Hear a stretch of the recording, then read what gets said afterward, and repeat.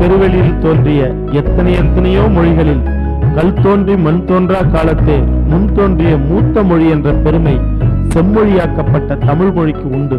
சுமார் 2000 ஆண்டுகளுக்கு முன்னேயே சிறப்பு வாய்ந்த தொல்காப்பியம் எனும் இலக்கண நூலை கொண்ட தொன்ம மொழியில் ஆதி முதல் கிமுவிலிருந்தே செறிவான கவிதை இலக்கியமாக கதை சொல்லி வந்த தமிழ் இலக்கியத்தில் முதன்முறையாக கிபி 1876 தான் வசன இலக்கியமாக பிரதாப முதலியார் சரித்திரம் வருகிறது.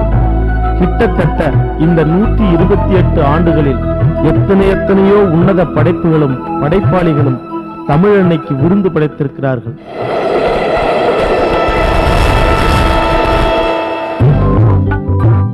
சுதி கூட்டப்பட்ட வீணை கம்பி போல் இழுத்து கட்டப்பட்டிருக்க வேண்டியிருக்கிறது கலைஞனின் மனம். ஆனால் அவன் வாழ்வுக்கோ நெகிழ்வாய் இருக்க வேண்டியுள்ளது. இறுக்கத்துக்கும் நெகிழ்வுக்குமான யுத்தத்தில் செத்தொழிபவன் கலைஞன் என்று சொல்லி கிட்டத்தட்ட அரை நூற்றாண்டுக்கும் மேலாக படைப்பிலக்கிய உலகில் ஈடுபட்டு இன்றைய முன்னணி தமிழ் எழுத்தாளர்களில் ஒருவராகவும் 20ஆம் நூற்றாண்டின் தலைச்சிறந்த தமிழ் படைப்பாளிகளில் குறிப்பிடத்தக்கவராகவும் விளங்கிக் கொண்டிருப்பவர் திரு நீலபத்மநாபன் அவர்கள். 15 நாவல்களும் சுமார் 200 சிறுகதைகளும் நூற்றுக்கணக்கான தமிழ் ஆங்கில மலையாள கவிதைகளும் இலக்கிய கட்டுரைகளும் மற்றும் தலைச்சிறந்த மொழிமாற்று படைப்புகளும் இவர் தமிழன்னைக்கு காணிக்கையாக்கியவை. மலையாளத்திலும் ஆங்கிலத்திலும் எழுதும் ஆற்றல் படைத்தவர். எனவே மொழிபெயர்ப்பு ஆசிரியராகவும் விளங்குகிறார். தம் எழுத்தாற்றலால் தமிழ் படைப்பிலக்கியத்திற்கு உலகளாவிய பெருமையும் அங்கீகாரமும் தேடித்தந்தவர் திரு நீலபத்மநாபன் என்றால் அது மிகையாகாது. இவரின் தலைமுறைகள் பள்ளிகுண்டபுரம், உறவுகள், தேரோடும் வீதி, கூண்டினுள் பட்சிகள் ஆகியவை தமிழ் நாவல்களில் இன்றும் தலைச்சிறந்த நாவல்களாக கருதப்படுகின்றன. இவரது நூல்கள் பல்வேறு பல்கலைக்கழகங்களில் எம்பிஎல், டாக்டர் பட்டங்களுக்காக ஆய்வு செய்யப்படுகின்றன. சில நூல்கள் பாடப்புத்தகங்களாகவும் விளங்குகின்றன. சின்ன வயசுல ஒரு 4 வயசு 5 வயசுல இந்த காலத்திலேயே எல்லா குழந்தைகளும் மாதிரி தான். இந்த கதைகள் கேட்கறதில்ல, பாட்டு கேட்கறதில்ல, சுயமாக பாடுறதில்ல. அந்த கதைகளை நாம சின்ன குழந்தைகள் சொல்ற மாதிரி மழையில அதை சொல்றதில்லை. இதுல எனக்கு ஒரு ஈடுபாடு இருந்தது. சாதாரணமாக சின்ன வயசுல எல்லா குழந்தைகளும் இருக்க மாதிரி தான் இருந்தது. அது எனக்கு என்ன வேடிக்கைன்னா, ஒரு பாட்டி இருந்தாங்க. பாட்டி ரொம்ப அருமையான கதைகள்லாம் சொல்லுவாங்க. ராஜாராணி கதை, பேய் கதை, இந்த மாதிரி கதைகள்லாம் அந்த காலத்தில் சொல்லுவாங்க. நான் பிறந்து வளர்ந்த இடம் இங்கே திருவனந்தபுரத்தில் பாட்டு உலகம் தெருவுன்னு ஒரு தெருவு இருக்கு. தெருவில் பக்கத்தில் எல்லாம் நிறைய, ஆனால் சாதாரணமாக அக்ரஹாரம் இருக்கிற மாதிரி பக்கத்தில் நிறைய வீடுகள். ஆனால் ஒரே ஜாதி சம்பிரதாயம் இப்படி இல்லாமல் எல்லா சாதியிலும் உள்ளவங்க இருந்தாங்க. அதனால பல வீட்டு குழந்தைகள், பல சின்ன சிறுவர்கள் கூட எல்லாம் நான் ஓடி ஆடி விளையாடின காலம். அந்த காலத்தில் அந்த அந்த தெருவுக்கு பக்கத்திலேயே நல்ல ஒரு கோயில் இருந்தது, குளம் இருந்தது. அந்த அந்த அந்த கோயில், குளம், இந்த மாதிரி ஒரு இயற்கையான சூழல், இதெல்லாம் ஒரு கலை, ஒரு கிளர்ச்சியை என் மனசுல உண்டு பண்ணிச்சு. தம் படைப்புகள் மூலம் தமிழ் இலக்கிய உலகில் இவர் கால் வைத்த ஆரம்ப காலத்தில் எழுத்தாளர்கள் பலரும் இவரை கண்டுகொண்டதாக தெரியவில்லை. கேரளத்தைச் சேர்ந்த ஏதோ ஒரு எழுத்தாளர் என்று இவரை அசட்டை செய்ய முனைந்திருக்கின்றனர். பலரும் இவரது மொழிநடையை ஏளனம் செய்தனர். ஆனால் அன்றைய விமர்சன ஜாம்பவான்கள் சிலர் இவரது எழுத்துக்களை இனம் கண்டு அவற்றை சரியான முறையில் தமிழுலகுக்கு அறிமுகம் செய்து பாராட்டி பேசிய போது பலரும் நீலபத்மநாபன் என்ற பெயரை உச்சரிக்க தொடங்கியிருக்கின்றனர். அதிலும் குறிப்பாக அவரது எழுத்து வன்மையையும் அதன் வீரியத்தையும் முதலில் உலகுக்கு உறக்கச் சொல்லி மாபெரும் அங்கீகாரத்தை அவருக்கு பெற்றுத்தந்த பெருமை திரு கானாசு அவர்களையே சாரும். திரு நீலபத்மநாபன் அவர்கள் தனது 12ஆம் அகவையிலேயே சுயமாக கதைகள் புனையும் ஆற்றல் பெற்றிருந்திருக்கிறார். குழந்தைகளுக்கான ஒரு நாவல் மாதிரி, என்ன முகமூடி வீரன், வீராதி வீரன், இந்த மாதிரி பேர் கூட எனக்கு சரியா ஞாபகம் இல்லை. அப்படி ஒரு முழுமையுள்ள நாவல். அது என்ன வேடிக்கைன்னா, அந்த நாவலை அச்சு பக்கத்தில் ஒரு நல்ல ப்ரெஸ் இருந்தது. அந்த ப்ரெஸ்ஸுக்காரங்க, சார் தம்பி நீங்கள் நல்லா எழுதிருக்கே, அதை நாவலை கொடுங்க, நான் அச்சு போடலாம்னு சொல்லி அந்த நாவலை போய் அச்சு போட்டு சின்ன புத்தகமாக போட்டு, அப்போ தான் அதை எழுதின நோட்டு புத்தகத்தையும் எடுத்துகிட்டு யாரோ சொன்னாங்க, இங்கே இந்த ஊரில் தான் ஒரு பெற்ற பெரிய தமிழ் பேரறிஞர் வையாவூர் பிள்ளைங்க தான் இருக்கிறாரு, அவர்கிட்ட நீங்கள் ஒரு முன்னேற வேங்கன்னு நினச்சேன். அப்படி அவர்கிட்ட போனேன். இந்த நாவலை எடுத்து இப்போ கூட நினச்சி பார்த்தா ரொம்ப துடுக்குத்தனமான ஒரு முயற்சி. அந்த நாவலையும் அந்த புத்தகத்தையும் எடுத்துகிட்டு அவர்கிட்ட போனேன். போய் போனோன்னே என்ன தம்பி என்ன வந்தேன்னு கேட்டார். நான் சொன்னேன் இப்படி நான் ஒரு நாவல் எழுதியிருக்கேன், அதுக்கு நீங்கள் ஒரு முன்னுரை கொடுக்கணும். முன்னுரை நீங்கள் சொந்தமாக எழுதினீங்களா திருட்டி எழுதினு கேட்டார். இல்லை இல்லை எனக்கு அதுக்கு தேவையில்லை, நான் சொந்தமாக எழுதினேன், நீங்கள் படித்து பார்த்து குறை நிறைய இருந்தால் சொல்லுங்க. இன்னும் ரொம்ப தமாஷா அந்த மாதிரி சொல்லி ரொம்ப சீரியஸாக சொல்லி அவர்கிட்ட அதை கொடுத்துட்டு வந்தேன்.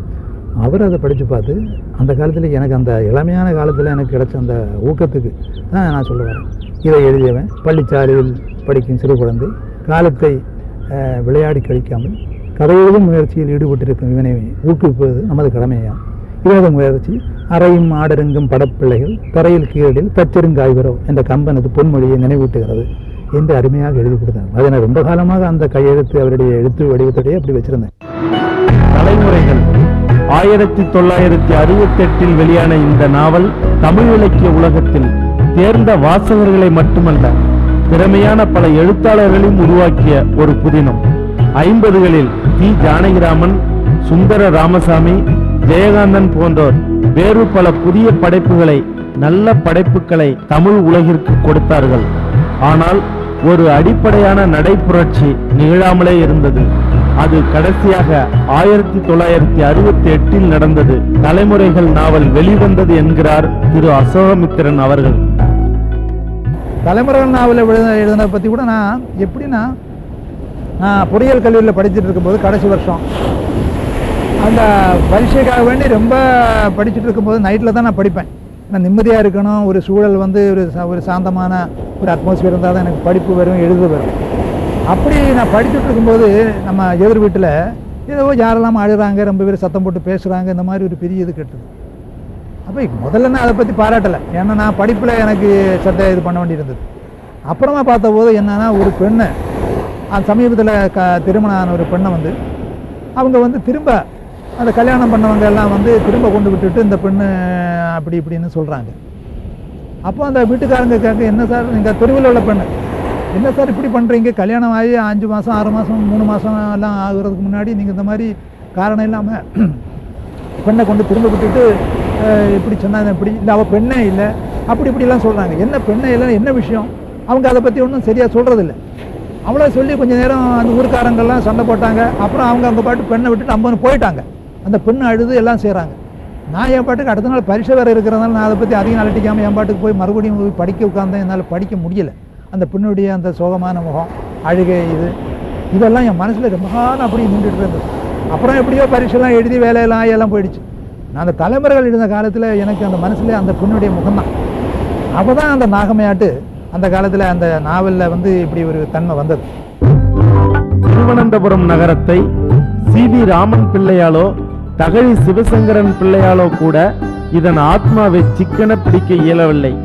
மனித வாழ்வெனும் நாடகத்தை சித்தரிக்க வசதியான ஒரு பின்னணியாக மட்டுமே இந்த நகரம் அவர்களுக்கு பயன்பட்டிருக்கிறது. ஆனால் நீலபத்மநாபன் எனும் ஒரு தமிழ் நாவலாசிரியருக்குத்தான் கேரளத்து தலைநகரின் ஆத்மாவின் ஒரு பரிபூர்ண தரிசனத்தை பெற முடிந்திருக்கிறது என்று மலையாளத்தின் தலை சிறந்த எழுத்தாளரும் விமர்சகருமான திரு N.V. கிருஷ்ணவாரியார் பள்ளிகொண்டபுரம் பற்றி தனது கருத்து தெரிவிக்கிறார். தலைமுறைகள், பள்ளிகொண்டபுரம், உறவுகள், தேரோடும் வீதி, மின் உலகம், யாத்திரை என தொடர்ந்து கடைசியாக வெளிவந்த கூண்டினுள் பட்சிகள் வரை மொத்தம் 19 புதினங்களை படைத்திருக்கிறார். இதில் கூண்டினுள் பட்சிகள் தத்துவ சார்பான ஒரு வித்தியாசமான நாவல். I believe that writers like Neela Padmanabhan in some sense continue this great tradition of multilingualism which is natural to Indian literature. Padmanabhan has won the hearts of the Tamils and the Malayalis alike by this great compassion for the downtrodden, this understanding, as I said, of the man on the street, and also his abilities as a poet and fiction writer, both in English and Malayalam, as a craftsman, have also equally won him a lot of acclaim, a lot of awards, more than awards I would say, the love of his readers. இதில் உள்ள பெரும்பான்மையான நாவல்கள் ஆங்கிலம், Malayalam, Russian, French மற்றும் அனைத்திந்திய மொழிகள் அனைத்திலும் மொழிபெயர்க்கப்பட்டுள்ளது. சிறுகதைகள் நாவல்களைப் போலவே நல்ல பல சிறுகதைகளையும் தமிழுக்கு தந்த பெருமை திரு நீலபத்மநாபனுக்கு உண்டு. மோகம் 30 ஆண்டு, சண்டையும் சமாதானமும் 3வது நாள் என தொடர்ந்து வானவீதியில் அவரவர் அந்தரங்கம் வரை மொத்தம் 9 தொகுதிகள் வெளிவந்துள்ளன. கவிதைகள். மனிதனின் முதிர்வு மொழி, மொழியின் முதிர்வு கவிதை. மொழியை செழுமைப்படுத்துவதில் முனையும் கவிதை வாழ்வை செழுமைப்படுத்துவதில் முடிகிறது.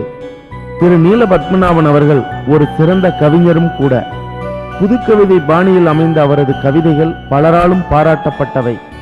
அக்கவிதைகள் எழுத்து முதலான இதழ்களில் வெளிவந்த காலத்தில் ஒரு பரபரப்பை ஏற்படுத்தியது என்பதையும் இங்கு நினைவு கொள்ள வேண்டும்.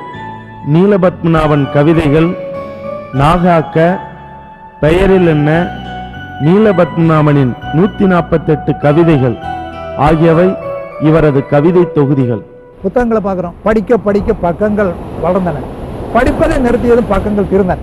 இந்த மாதிரி சில பொறிகள் வருது, சின்ன சின்ன வரிகள். ஒரு காலத்தில் முதல்ல கவிதை தான் வந்தது, பாட்டு வடிவம் வந்தது. ஏன்னு கேட்டால் அந்த காலத்தில் எழுதி வைக்க முடியாது, ஏட்டுச்சுவடி கிடையாது. இந்த மாதிரி அந்த பாறையில் தான் எழுதினாங்க. அப்போ ஞாபகத்தில் வைக்கணும்னா பாட்டு வடிவத்தில், செய்யுள் வடிவத்தில் இருந்தால் தான் ஞாபகத்தில் வைக்க முடியும். ஆனால் இப்போ அப்படி இல்லை, ஒரே வந்தாச்சு. ஒரே பல விஷயங்கள் விளக்கமாக சொல்லலாம். அதனால் கதையில் கவிதை சொல்லாமலும் கவிதையில் கதை சொல்லாமலும் இருக்குது. ஆனால் இதெல்லாம் ஒன்றுக்கு பேசிக்காக பார்த்தாச்சுன்னா இந்த கதை, கவிதை, கட்டுரை, நாடகம் இதெல்லாம் நாம் வைக்கக்கூடிய ஒரு செயற்கையான வடிவங்கள், ஒரு கலை படைப்பு, அவ்வளோதான். இதையெல்லாம் வேறுபடுத்தக்கூடிய கோடுகள் வந்து ரொம்ப மெலிசானவை.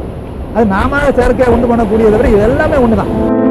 சாகித்ய அகாடமியின் பரிசு பெற்ற ஐயப்ப பணிக்கரின் கவிதை தொகுதியை மலையாளத்திலிருந்து நீலபத்மநாபன் அவர்கள் தமிழில் மொழிபெயர்த்துள்ளார். Ayyappa Panikkarin Kavithaigal, in his Tamil translation, has kept the spirit of the original, the poems of Ayyappa Panikar, which speaks... Ayyappa பணிக்கரின் கவிதை நூலை மொழிபெயர்த்ததற்காக 2004 சிறந்த மொழிபெயர்ப்புக்கான சாகித்ய அகாடமி விருதை திரு நீலபத்மநாபனுக்கு தந்து சாகித்ய அகாடமி அவரை சிறப்பித்தது. I have known Sri Neela Padmanabhan for more than 50 years.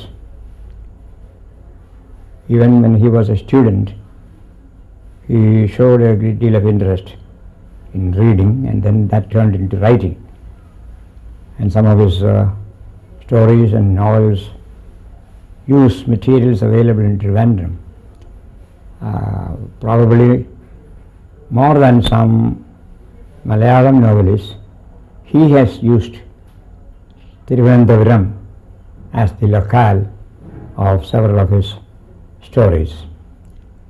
Since he can handle English and Malayalam and Tamil, he is a master of storytelling, hidden from ordinary eyes. He can take us into the inner significance of experiences he presents. Some of his poems also are not only reminiscent of Kurunkavidai, that is not merely the brevity of the statement. The main feature about Kurunkavidai is not brevity, but the amount of experience that can be communicated through a few words.